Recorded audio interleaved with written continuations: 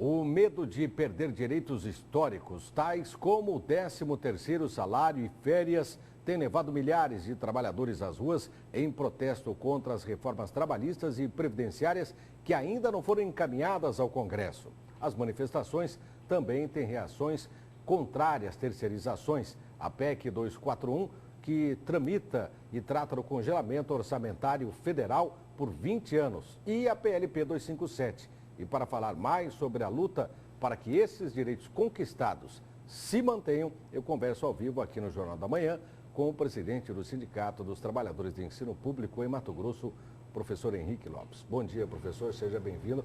É um momento delicado que o país passa com a saída da presidente Dilma, a manutenção até o fim do mandato do então vice Michel Temer e ainda muita discussão sobre o futuro do país no que tange ao restabelecimento da economia. Até que ponto essa questão política influencia na economia, na sua opinião? Bom dia. Bom dia aos telespectadores. É sempre um prazer estar vindo aqui à Gazeta e dialogar com a sociedade sobre os principais temas, né? Educação, enfim, direitos sociais.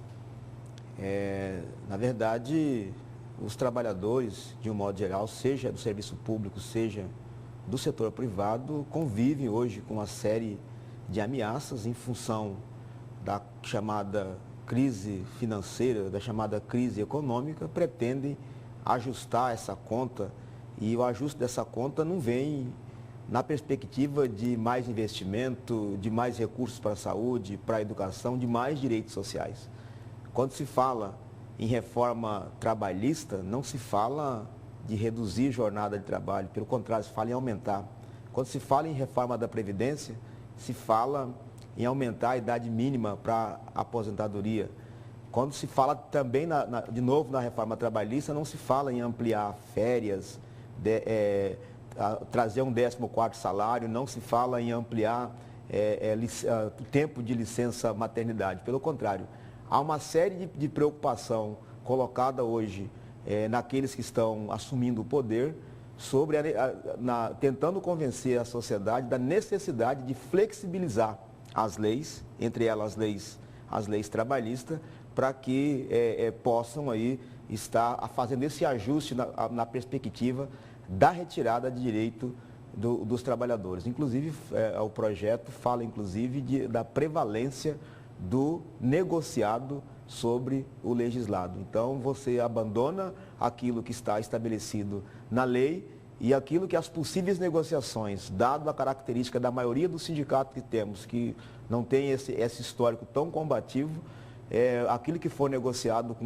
meia dúzia de pessoas poderia estar prevalecendo sobre aquilo que está estabelecido na lei. Então, isso é inadmissível, a gente precisa de estar, enquanto classe trabalhadora, se organizando para poder barrar, né, essas reformas que, no fundo, visa retirar direito dos trabalhadores e ampliar cada vez mais o lucro dos capitalistas. Os dados atualizados, infelizmente, comprovam que haviam 13 milhões de desempregados no país em função da crise política, econômica, etc. E o governo discute uma maneira de se repensar a geração de empregos. Na sua opinião, professor, a adoção de um sistema de aumento de postos de trabalho, como ocorre na Europa, onde 3, 4 pessoas ocupam o mesmo posto, trabalhando menos horas diárias e com salário lógico menor, poderia ser aplicado no país? Veja bem, aqui no Brasil, na verdade, que antes de se falar de crise econômica e da necessidade dos ajustes, seria interessante verificar como que anda o lucro dos bancos, como que se comportam aí as grandes fortunas, enfim, para depois poder falar em crise. Na verdade, existe crise, mas a crise ela é para alguns, ela não é para todos. Existem alguns que estão ganhando com essa crise. Então é preciso que o país entenda e discuta sobre o que é prioridade nesse momento, para que, de fato, os serviços públicos, os direitos sociais não sejam aí atropelados. Nós sempre fomos defensores da necessidade da redução da jornada de trabalho. Há estudos que comprovam que em determinados trabalhos, poucas horas trabalhadas por dia já pagou praticamente aquilo que é o custo daquela produção. O restante fica para o lucro, no processo que se é chamado de mais-valia. Como há sempre uma expectativa na questão de ganhar cada vez mais, com certeza aqueles que são donos dos meios de produção vão sempre estar na choradeira, certo?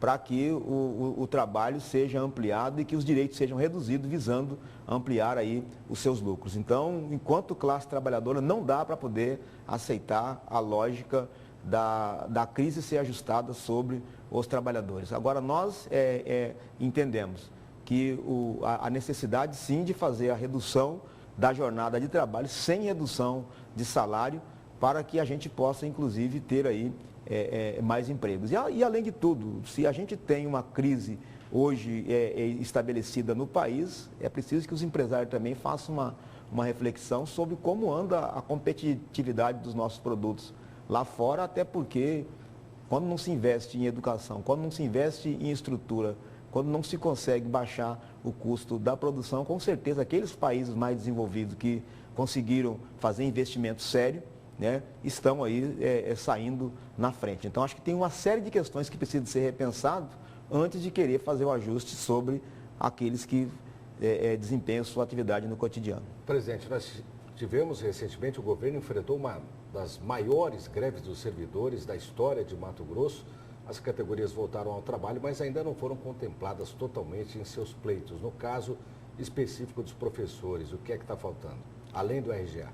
Veja bem, no caso da educação, nós estamos na iminência aí da realização do concurso público. As nossas unidades escolares continuam com os mesmos problemas de infraestrutura. Os trabalhadores da educação tiveram aí, junto com os demais servidores, a garantia da integralidade do seu salário, de forma que a situação não anda muito tranquila no espaço da escola, até pelo fato da ameaça, inclusive, da terceirização do serviço no espaço da escola, das parcerias público-privada, ameaça essa que começa a ganhar força agora, inclusive já de cara aí com a reforma do próprio ensino médio, que é mais uma reforma colocada em nível federal, que terá impacto direto no cotidiano escolar e na vida dos educadores. O que o senhor achou? Nós temos 1 minuto dessa mudança, por exemplo, extinguir aí a educação física no ensino médio, num país onde nós temos um recorde, um crescimento de crianças com obesidade. O que o senhor achou disso? Como o tempo é curto, dizer que é um absurdo a reforma do ensino médio. É uma reforma que é antidemocrática, é uma reforma que ela vem não no sentido de melhorar a educação, mas ela vem no sentido de piorar o que já está ruim. Então, é preciso que seja repensado. Nós, inclusive, enquanto Confederação Nacional, vamos questionar no Supremo Tribunal Federal, até porque é inadmissível se fazer uma reforma educacional na forma de medida provisória. Infelizmente, a sociedade que sonhava com alguma mudança positiva estão convivendo e acordando no pesadelo. Obrigado pela sua presença aqui. Bom dia. Eu que agradeço.